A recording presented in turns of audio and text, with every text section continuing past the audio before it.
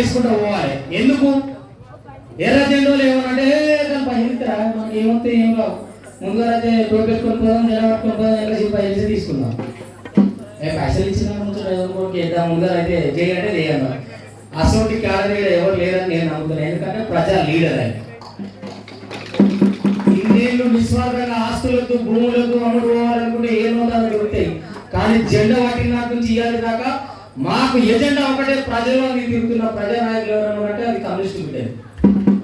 ఇక్కడికి వచ్చిన వాళ్ళు ఎవరు స్వార్థంగా వచ్చినా నేను అనుకుంటలేను. ఇక్కడికి వచ్చిన వాళ్ళు స్వార్థంగా వచ్చినని నేను అనుకుంటలేను.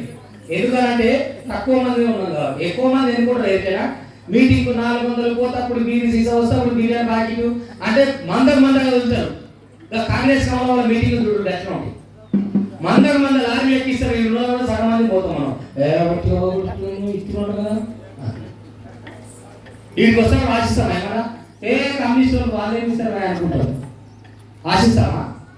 ఇదే సేరు కూడా మీ నడి బజార్లో ఎర్రజెండా రెప్పరెప్పలాడుతున్నప్పుడు నిర్విరామంగా 60-70 ఏళ్ళు ఈ ఊరి మీద ఆధిపత్యం చూపించినప్పుడు నా కమ్యూనిస్ట్ పార్టీ చూసుకోండి. సుర్గల్ శ్రీనివాస్ రెడ్డి కాక దూరం రాజశేఖర్ పెద్దైనా వీళ్ళు ఓటులంటే ఏ ఊరికైనా వీళ్ళు పోయే ముంగల పహార ఇద్దరు గవర్నమెంట్లు పెద్ద మంగళ మీద ఆ రోజులలో ఈ రోజులలో కాదు. అది గుర్తుపెట్టుకోవాలి. బూర్జువా కమ్యూనిస్ట్ ఎవరైనా ఉంటే, బూర్జువా కమ్యూనిస్ట్ ఎవరైనా ఉంటే మా ఊరి నుంచి ఎంత పెద్ద ఆధిపత్యం నడిచింది, ఎంత పెద్ద నాయకత్వం నడిచింది అని ఒక 50 ఏళ్ళ చరిత్ర మాయనే ఉంటుంది. ఏం తక్కువ మా నాయన 40 ఏళ్ళు పనిచేసినాడు. నేను 12 ఏళ్ళు పనిచేసిన. చేస్తేనే మా ఊరి వరకు సిగ్గేది. ఊరవతల కూడా జన్మిస్తుంది. నా ముచ్చట ఇక్కడ కాదు.